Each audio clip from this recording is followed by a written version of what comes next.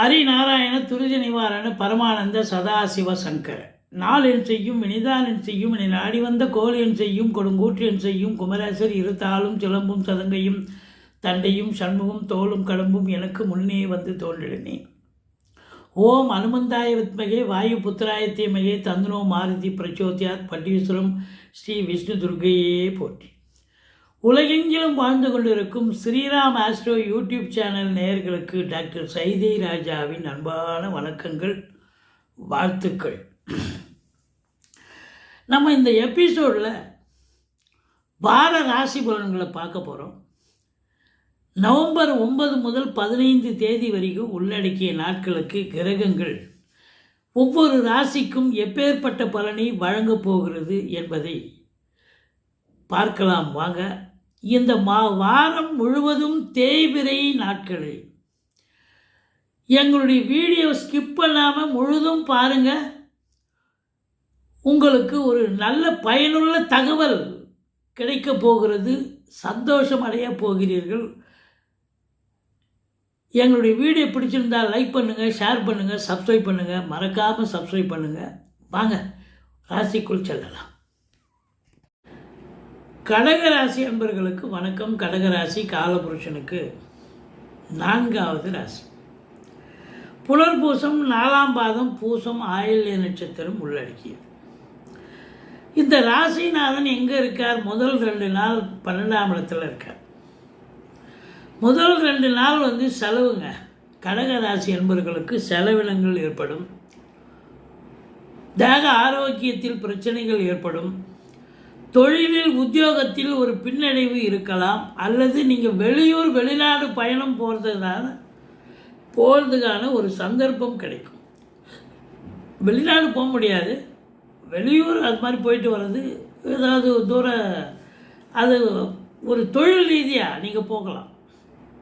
மற்றபடி அதுக்கப்புறம் ஒரு 2 நாள் கடகத்தில் ஆட்சி பீடத்தில் இருக்கார். குரு பார்க்குறார், குருவோடு சேர்றார். குருச்சந்திர யோகம். அடுத்தது பார்த்திங்கன்னா கடைசி 2 நாள் 2.25 நாள் எங்கே இருக்காருன்னா கேதுவோடு சேர்ந்துருக்கார். இவர் 2ஆம் இடத்துல இருக்கிறது சிறப்பு. ஆனால் கேதுவோடு சேர்ந்து இருக்கிறது சிறப்பல்ல. இருந்தாலும் ராசிநாதன் நிலை குரு சந்திர யோகம் ஏற்படுகிறது. சந்திரன் ஆட்சி பீடத்தில் இருப்பதால் கௌரவம், புகழ், அந்தஸ்து, செல்வம், செல்வாக்கு, தன்னம்பிக்கை ஏற்படக்கூடிய ஒரு உன்னதமான ஒரு பாரம். மற்ற கிரகங்கள் இந்த கடகராசிக்கு நல்லது செய்யுமா பாருங்க. 7க்குடைய சனி 9இல் அமர்ந்து குரு பார்வையில் இருக்கிறார். 7ஆம் இடத்தை குரு பார்க்கிறார். ராசியில் குரு இருக்கிறார். குரு 9க்குடையவன் பாக்கியாதிபதி. அடுத்தது 5ஆம் இடத்தை குரு பார்க்கிறார். சூப்பருங்க. 4க்குடைய சுக்கிரன் 4இல் ஆட்சி பீடத்தில் இருக்கிறார். ஆனால் 2இல் கேது இருக்கிறது சரியில்லைங்க. பேசுறது பார்த்து பேசணும். கொடுக்கல் வாங்கல் செய்யக்கூடாது. மற்றபடி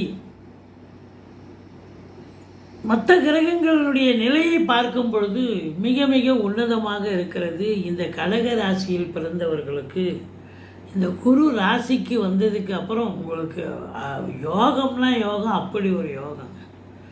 கடகராசி அன்பர்களுக்கு அந்த முகத்தில் ஒரு தெளிவு, ஒரு தேஜஸ், ஒரு மினுமினுப்பு வந்துடும். இனிமே பழையபடி அவங்க நல்லா ஜொலிக்கக்கூடிய ஒரு நிலை இருக்கும். எப்படி இருந்தாலும் இப்படி ஆகிட்டேன்னு வருத்தத்தில் இருந்திருப்பீங்க. ஆனால் இப்போ மறுபடியும் குரு உங்களுக்கு புடம் போட்ட தங்கமாக உங்களை புதுப்பிக்க போகிறார். கண்டிப்பாக அந்த 60 நாள் அப்புறம் ரிவர்ஸில் மறுபடியும் போகிறார், மிருகத்துக்கு போயிடுறாரு. இருந்தாலும் அந்த 60 நாள் இந்த குரு இருக்கிற வரைக்கும் கடகராசிக்கு சூப்பர். நம்ம ஒரு வார பலன் தான் சொல்கிறோம். இருந்தாலும் உங்களுக்கு இன்ஃபர்மேஷன் கொடுக்கணுமே அப்படின்னு கொடுக்கணும். இப்போ பாக்கியாதிபதி குரு ராசியில் அமர்ந்திருக்கிறார் அப்படின்னு சொன்னால் எதெல்லாம் உங்களுக்கு நடக்காமல் போய் நிலுவையில் இருந்திருக்குதோ, எந்த காரியங்கள்லாம் தோல்வியாக நின்று போச்சோ, இப்போ அதெல்லாம் எடுத்து நீங்கள் மறுபடியும் அதை சக்ஸஸ் பண்ணலாம். காரியங்கள் கைகூடி வரக்கூடிய ஒரு நிலை, ஒரு பாக்கியமான ஒரு சூழல். நீங்கள் நினச்சதும் நடக்கும், நினைக்காததும் கைகூடி வரும். அதுதான் time. Time is the factor. எல்லாம் கிரகங்கள் கையில் இருக்குது. இப்போ கிரகங்களுடைய நிலை நல்லா இருக்கும்போது நமக்கு நல்ல ஒரு சந்தோஷமான சூழல் ஏற்படும். உங்களுக்கு 10க்குடையவன், முதல்ல அதை எடுத்துக்கலாம். கடகராசி அன்பர்களுக்கு 5க்கும் 10க்கும் ஆதிபத்தியம் பெற்ற செவ்வாய் பகவான் 5ல் அமர்ந்து குரு பார்வையில் இருப்பது, குரு மங்கள யோகம் ஏற்படுவது மிக மிக சிறப்பு. அதையும் தாண்டி அந்த செவ்வாய் குரு பார்வை பெற்று 11ஆம் இடத்தை பார்க்கிறார். இப்போ 10க்குடையவன் 11 பார்க்கிறார் அப்படின்னு சொன்னாலே உங்களுக்கு நல்ல வருமானம் கண்டிப்பாக உண்டு. தொழில் ரீதியாக நல்ல இதனால் இது வரைக்கும் நீங்கள் மார்க்கெட்டில் ஏதோ நிறைய போட்டி பந்தயம் பொறாமை பொச்சரிப்பு இதெல்லாம் இருந்து நீங்கள் சகிச்சுக்கிட்டீங்க. இப்போ நீங்கள் ஜெயிக்க போகிறீங்க. உங்களை பார்த்து அவன் பொறாமப்பட போகிறான். அதுதான் நடக்க போகுது. சூப்பராக சக்ஸஸ் ஆக போகிறீங்க. உங்கள் தொழில் சூடு பிடிக்கும். அப்படி ஒரு சூடு பிடிச்சி நல்ல இரட்டிப்பு வருமானத்தை பெற்றுத்தரப்போகிறது. லாபம் மிகுதி கண்டிப்பாக இருக்கும். வங்கி கணக்கு உயரப்போகிறது. ஆனால் எல்லாம் சரிங்க. 2ல் கேது இருக்கு. யாராவது காசு கேட்டாங்கன்னா எடுத்து கையில் கொடுத்துறாதீங்க. நண்பர் கேட்குறாரு, உறவினர் கேட்குறாருன்னு தூக்கி கொடுத்துட்டீங்கன்னு நீங்கள் அது ஒன்வே டிராஃபிக் மாதிரி போகும், வராது. 2ல் கேது இருக்கிறது. பேசுகிறதும் பார்த்து பேசணும். இந்த கேது பகவான் லேசுப்பட்டவர் இல்லை. இது இருக்கிறதுலே வலிமையான கிரகம் கேது. ராகுவை விட வலிமை கேது. அப்போ 2ல் குடும்பஸ்தானத்தில் உட்கார்ந்துருக்கார் அப்படின்னா குடும்பத்தை நல்லாவே பிரிப்பார். அப்போ எல்லாருமே இந்த கடகராசி அன்பர்கள் எல்லாருக்குமே குடும்பத்தை பிரிப்பாரான்னு பயந்துடாதீங்க. யாரெல்லாம் முதல் இது அந்த திருமணம் டைவர்ஸில் போய் நிற்கணும் பிரியணுன்ற ஒரு அமைப்பு இருக்கோ அது இந்த கேது அழகாக சூப்பராக கொண்டாந்துடுவார். கோர்த்து விட்டுருவார்.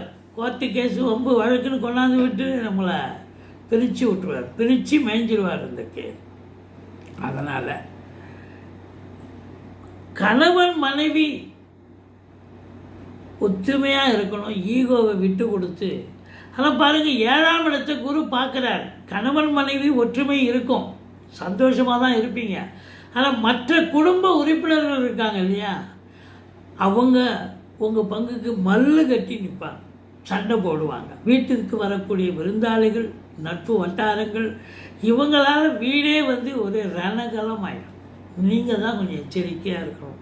இதில் கணவன் மனைவி ஒற்றுமை கண்டிப்பாக இருக்கும். ஏன்னா 7ஆம் இடத்தை குரு பார்க்கிறார். நீங்கள் 2 பேரும் மட்டும் கொஞ்சம் தனித்து கொஞ்சம் சந்தோஷமாக தான் இருப்பீங்க. அதே நேரத்தில் முயற்சி ஸ்தானத்தை சனி பார்க்குறார். முயற்சி சக்ஸஸ் ஆகுமா? கண்டிப்பாக ஆகிடும். லேட் ஆகும், அவ்வளோதான். நாளைக்கு இன்றைக்கி முடிய வேண்டியது நாளைக்கு முடியுங்க. இன்னைக்கு காலையில் முடியணும்னு சொல்லலாம், அப்படி சாயந்தரம் முடிஞ்சிடும். இப்படி தான் லேட் ஆகும்போது. ஆனால் நீங்கள் எடுக்கிற முயற்சி பெரிய வெற்றியை தேடி தரும். அதில் ஒன்றும் மாறுபட்ட கருத்துக்கு இடம் இல்லை. அடுத்தது 4ஆம் வீட்டு அதிபதி சுக்கிரன் 4ல் ஆட்சி பீடம் ஏறி இருக்கிறார். 4ன்னா என்னங்க?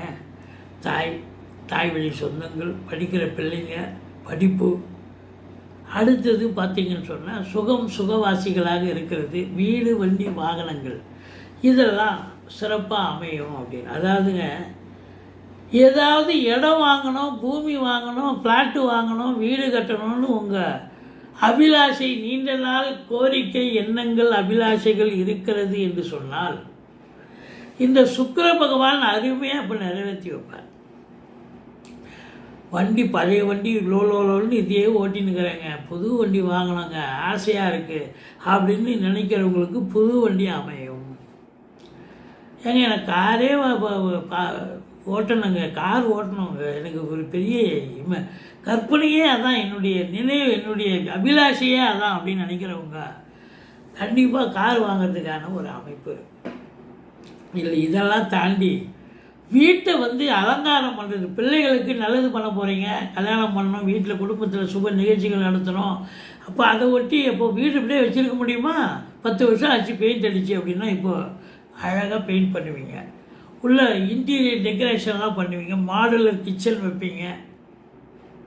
பெயிண்டிங் நல்லா சூப்பராக, நல்ல தரமான பெயிண்ட் வாங்கி நல்லா அழகாக சூப்பராக பண்ணுவீங்க. இதெல்லாம் நடக்குமா? நடக்கும். ஏன்னா சுக்கிரன் காரகத்துவம் இதெல்லாம் இருக்கோ அதெல்லாம் கண்டிப்பாக சக்ஸஸ் ஆகும். 5ஆம் இடத்து அதிபதி செவ்வாய் ஆட்சி பீடத்தில் இருந்து குரு பார்வை, குரு மங்கள யோகம். பிள்ளைகளுடைய வளர்ச்சி, கல்வி மேன்மை சிறப்பாக இருக்கும். அதுலேயும் உயர்கல்வி படிக்கக்கூடிய பிள்ளைகள் நல்லா படிப்பாங்க. 4ஆம் இடம் டிகிரி, 5ஆம் இடம் ஆராய்ச்சிகள். 4ஆம் இடமும் சிறப்பாக இருக்குது. சூரியன் புதன் சுக்கிரன் சேர்க்கை, புதாதித்ய யோகம் இருக்கிறது. 5ஆம் இடத்தில் செவ்வாய் அமர்ந்து குரு பார்வை பார்க்கிறார். இப்போ ஆராய்ச்சி கல்வி, பிஹெச்டி, எம்ஃபில் போன்ற படிப்பு படிக்கிறவங்களுக்கெல்லாம் கூட ஒரு உன்னதமான நல்ல வீடு கழித்து நல்ல சம்பாத்தியத்தை பார்க்கக்கூடிய ஒரு அற்புதமான ஒரு வாரம். அது மட்டும் இல்லை, செவ்வாயினுடைய ஆதிக்கம் நிறைந்த அன்பர்கள் இருக்காங்க இல்லையா, ஃப்ளாட் ப்ரமோட்டர்ஸ், பில்டர்ஸ், கட்டிட கலைஞர்கள், இடம் வாங்கி விற்கக்கூடிய அன்பர்கள், புரோக்கரேஜ் பண்ணக்கூடியவர்கள், செங்கல், மணல், ஜல்லி, ஹார்ட்வேர்ஸ் போன்ற பிரிவில் பணியாற்றுபவர்கள், காவல்துறை, தீயணைப்புத்துறை, மருத்துவத்துறை, இராணுவத்துறை, ஐஏஎஸ், ஐபிஎஸ், ஐஎஃப்எஸ் அதற்கு நிகரான பணியில் இருக்கும் அன்பர்கள், கலைநிலை ஊழியர்கள், ஃபேன்சி ஸ்டோர் வச்சுருக்கிறவங்க, நகை வியாபாரம் பண்ணக்கூடியவர்கள், நகை கடை வச்சுருக்கிறவங்க, அதில் பணியாற்றுபவர்கள், துணி வியாபாரம், துணி உற்பத்தியாளர்கள், அதை விற்பனையாளர்கள், இவங்க எல்லாருக்குமே ஒரு உகந்த அற்புதமான நேரம். கணவன் மனைவி ஒற்றுமை, நண்பர்களால் ஆதாயம், கூட்டு தொழில் பண்ணுறவங்க, கூட்டாளிகள் ரொம்ப அரவணைப்பாக இருந்து கூட்டு தொழில் சிறப்பாக சென்று நல்ல சம்பாத்தியத்தை பெற்றுத்தரும். சமூகத்தில் இழந்து வந்த பேர் புகழ் அத்தனையும் இந்த கடகராசி அன்பர்கள் திரும்ப பெறுவீர்கள். ஒரே ஒரு மைனஸ் என்ன அப்படின்னா, ராகு 8ல் இருக்கார். ஓம் அமிர்த ராகவே போற்றின்னு 1008 சொல்லுங்கள். ஓம் அமிர்த கேதுவே போற்றின்னு 1008 சொல்லுங்கள். ராகு கேது பிடியில் இந்த அந்த ராசி அன்பர்கள், இந்த கடகராசி அன்பர்களுக்கு இருக்கிறதால எச்சரிக்கையாக இருக்கணும். தேவையில்லாத பிரச்சனைகள்லாம் வருங்க, தேடிட்டு வரும் உங்களை. நீங்கள் சிவனே இருந்தாலும் உங்களை தேடி வரும் பிரச்சனை. வம்பு வழக்கு, கோர்ட்டு கேஸுன்னு போக வேண்டிய சூழ்நிலை உங்களுக்காக எல்லாம் அடுத்தவங்களுக்காவது போவீங்க. ஏதோ ஒரு அசிங்கப்படுவீங்க, அவமானப்படுவீங்க. அது குறிப்பாக பார்த்தீங்கன்னா இந்த பஸ் ஸ்டாண்டு, ரயில்வே ஸ்டேஷன் இது மாதிரி இடத்துலாம் போய் நின்னீங்கன்னா சம்மந்தம் இல்லாத, பழக்கம் இல்லாத ஆள் உங்களுக்கு அவனுக்கு ஒரு சின்ன பிரச்சனை, அது பெரிய வாய்க்கா சண்டை, வரப்பு சண்டை மாதிரி பெரிய பங்காளி சண்டை ஆகிடும். சின்ன பிரச்சனையாக இருக்கும். அதனால் அறிமுகம் இல்லாத நபர்களிடம் கொஞ்சம் பார்த்து பேசுங்க, பழகுங்க. மற்றபடி சனி 9ல் இருந்தாலும் 7க்குடையவன் அவர், 8க்குடையவனும் அவர் தான். 9ல் இருந்து குரு பார்வையில் இருக்கிறது ரொம்ப சிறப்பு. வாழ்க்கை துணை அல்லது மனைவியால் யோக பாக்கியங்கள் கண்டிப்பாக கிடைக்கும். அது மட்டுமல்ல, 9ஆம் இடம் வலுத்திருக்கிறது. அந்த அதிபதி நல்லா இருக்கார், 9ஆம் வீட்டையும் பார்க்குறார். கோயில் குளங்களுக்கு போவீங்க, தீர்த்த யாத்திரைகள் போவீங்க, நன்கொடைகள் வழங்கி மகிழ்வீர்கள், தான தர்மங்கள் செய்வீர்கள். இப்படி எல்லாம் சொல்லிகிட்டே இருக்கலாம். தொழிலில் வளர்ச்சி, உத்தியோக மேன்மை, பதவி உயர்வு, ஊதிய உயர்வு இதெல்லாம் கிடைக்கும்.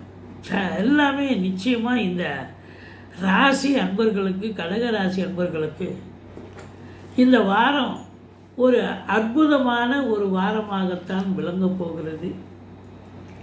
இந்த புனர்பூச நட்சத்திரம் 4ஆம் பாதத்தில் பிறந்த அன்பர்கள் சாம்பார் சாதம் நிறைய பயன்படுத்தலாம், வள்ளலாரை வழிபாடு செய்யலாம், நிறைய ஜீவ சமாதிக்கு போகலாம். பூச நட்சத்திரம் தானே உங்களுக்கு 2வது நட்சத்திரமாக வருது, அதனால் ஜீவ சமாதிக்கு போயிட்டு வரலாம். அப்போது உங்களுக்கு ஆக்டிவேட் ஆகி நல்ல வருமானம் வரும் அப்படின்னு சொல்லலாம். அரச இலையை பாக்கெட்டில் வச்சுக்கலாம், பர்ஸில் வச்சுக்கலாம், கஜானாவில் வைக்கலாம், பீரோவில் வச்சுக்கலாம். அது காஞ்சா கூட பரவாயில்ல, வச்சுக்கிட்டு இருக்கலாம். அப்படி ஒரு நல்லது.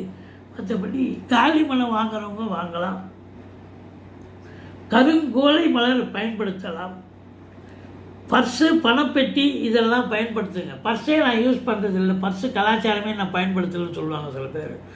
பர்ஸு எப்போவுமே நீங்கள் புனர்பூச நட்சத்திரத்தில் பிறந்தவங்க பர்ஸு கண்டிப்பாக பயன்படுத்தணும். பணப்பெட்டியை அது நம்ம சொன்னதெல்லாம் இது பண்ணணும். இதை பயன்படுத்துனீங்கன்னா நல்ல சம்பாத்தியம் சிறப்பாக இருக்கும். அடுத்தது பூச நட்சத்திரத்தில் பிறந்தவர்கள் முருங்கைக்காய் நிறைய யூஸ் பண்ணலாம். பாம்பு ஆதிசேஷன் வழிபாடு பண்ணலாம்.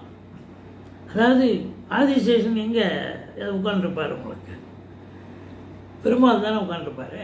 அப்போ அந்த பெருமாளில் இப்போ அந்த இமேஜை இது பண்ணிக்கலாம்.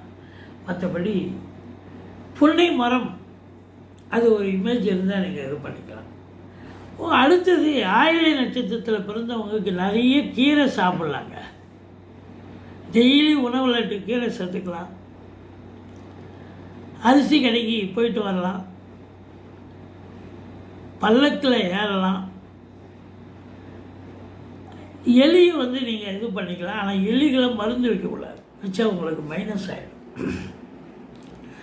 நீர் பூசணிக்காய் பயன்படுத்தலாம். இந்த குகை கேவ்ஸு இதெல்லாம் ஒரு இமேஜ் எடுத்து வச்சுக்கலாம். இல்லை குகைக்கு போயிட்டு வரலாம்.